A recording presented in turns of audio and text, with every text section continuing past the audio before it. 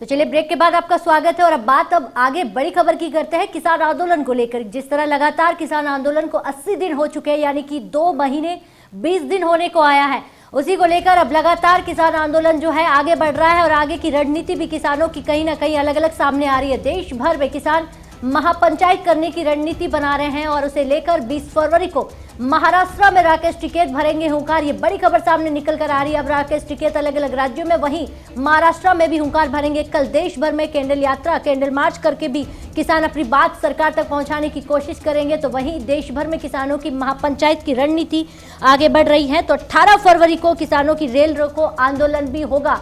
तो अब जिस तरह किसानों का आंदोलन आगे बढ़ रहा है, तो वैसे नई नई रणनीति भी सामने आ रही है।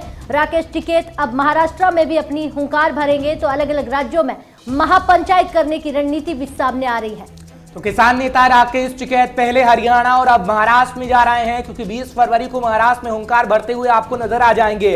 हालांकि कल 14 फरवरी है और 14 फरवरी का जब हम जिक्र करते हैं तो 14 फरवरी को कैंडल मार्च निकाला जाएगा, क्योंकि किसान के आंदोलन का, यानी किसानों के आंदोलन का 80 दिन हो गया है। आज की जब हम बात करते हैं, आज तक 80 दिन हो गए हैं और देश भर में महापंचायतें हो रही हैं। हालांकि जब राकेश टिकैत को सुनते हैं तो राकेश टिकैत ये कह रहे हैं कि एमएसपी पर सबसे पहले कानून बनाइए और उसके बाद तीनों जो कृषि बिल सरकार लेकर आई है उसे रद्द करना होगा। अगर ऐसी स्थिति नहीं हुई तो किसानों का आंदोलन अक्टूबर, और नहीं तो अक्टूबर से ज्यादा समय तक भी चलेगा। तो बिल्कुल ये तस्वीरें आप देखिए, किसान कड़ाके की ठंड में डटे हुए हैं और अब किसानों का आंदोलन 80 दिन को आसपास होने को आया है। वहीं हैदर अली हमारे साथ जुड़ गए हैं किसानों पर ज्यादा जानकारी देने के लिए। सीधा सवाल करते हैं हैदर अली, किसान आंदोलन 2 महीने 20 दिन होने को आया है। अब किसानों की रणनीति अलग अलग जगहों पर, यानी कि पूरे देश भर में महापंचायत करने की रणनीति बनाई जा रही है। क्या ये रणनीति किसानों की जिस तरह आगे बढ़ रही है, सरकार तक ये बात पहुंच रही है? नहीं है। अब किसान लगातार जो आगे की रणनीति पर काम कर रहे हैं उसका असर कहीं ना कहीं सरकार पर साफ दिखाई भी दे रहा है। और अब ये जो आंदोलन स्टार्टिंग में कहा जा रहा था कि पंजाब से शुरू हुआ है, लेकिन ये पंजाब से निकलकर पंजाब, हरियाणा, उत्तर प्रदेश, उत्तराखंड और अब देश के तमाम हिस्सों में पहुंच चुका है।